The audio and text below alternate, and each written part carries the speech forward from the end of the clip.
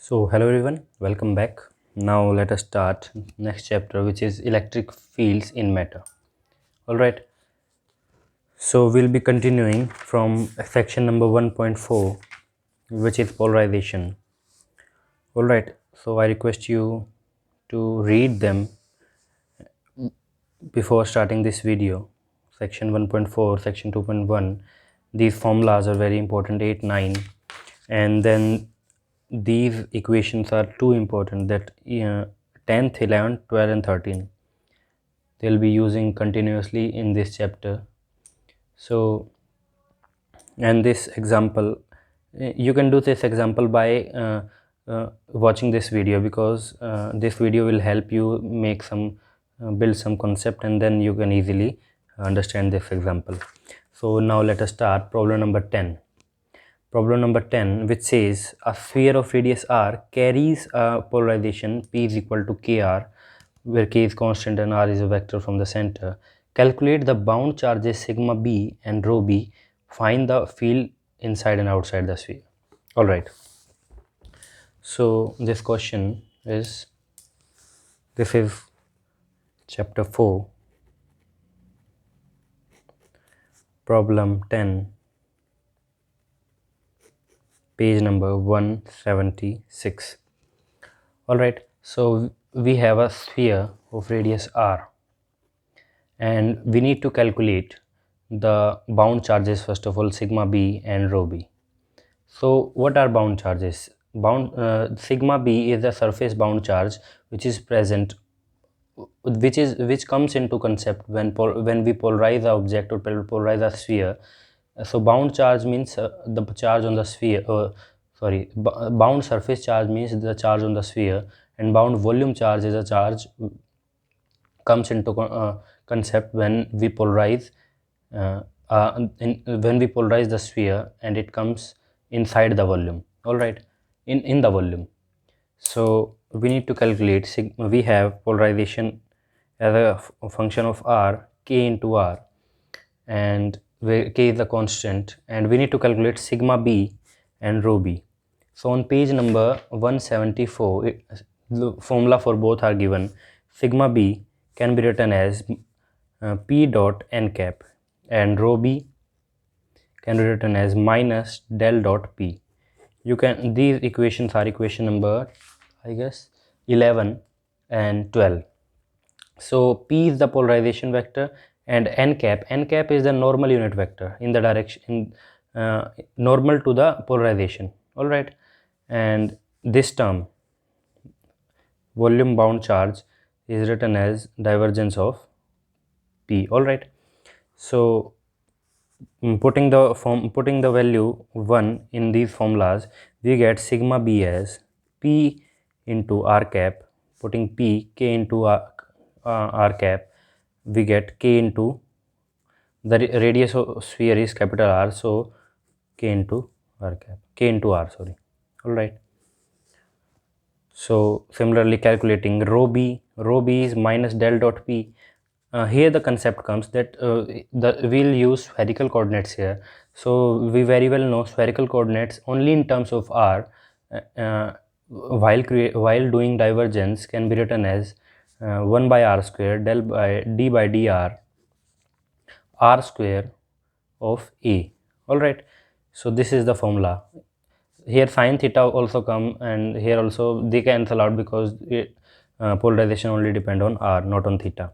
So rho b can be written as minus 1 by r square del by del r square into kr, and which can be written as minus 1 by r square 3r cube minus 3 kr is the volume bound charge. All right. So we have calculated surface and volume bound charges. Now move to the b part, which says we need to calculate the electric field now. Electric field inside and electric field outside. So for electric field, we have to build the concept that as when we are calculating electric field inside, all right, suppose we consider a small Gaussian surface of at a distance small r, and then we use Gauss law and integrate for whole radius capital R. And now the concept is that while we are calculating the electric field inside, we'll use the volume bound charge. Volume bound charge means the instead of Q we'll use sigma B. But when we are calculating the electric field outside the sphere, which means we are taking a Gaussian surface at a distance r outside the surface, and then the volume bound charge and the surface bound charge both come into existence, and we need to consider sigma b and rho b both, because surface and volume both come into existence now. So using the same concept and applying the formulas, we get E dot ds by using Gauss law or a closed surface can be for inside. First of all, for inside we are talking. I am not writing that taking the Gaussian surface and so on. So these things are automatically understood by you, I think. So we'll use rho sigma b d tau integration epsilon naught. So E into 4 pi r square. Why r square? This capital R square, because it is a concept of inside, and the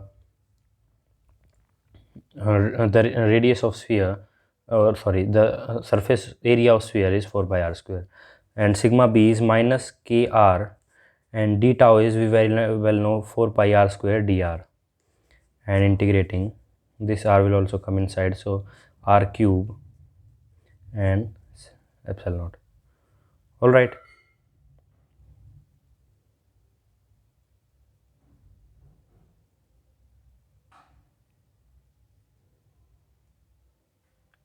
I did a small mistake here, sorry.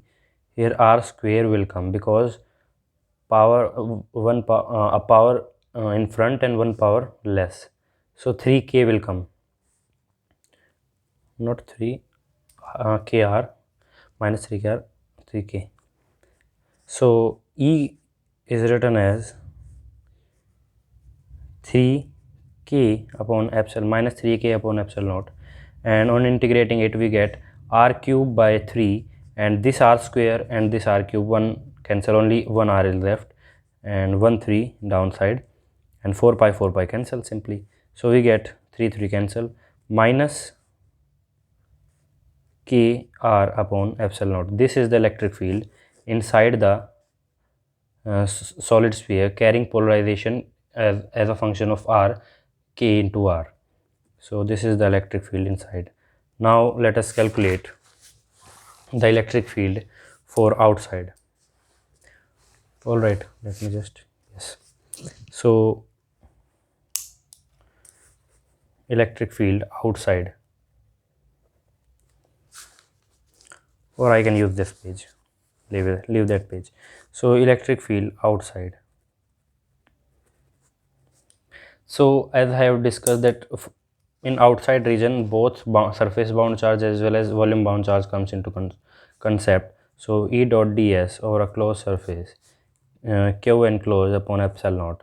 So this will be a bit lengthy, so I'll calculate q enclosed separately. So we have sigma dA plus sigma b dA plus rho b d tau.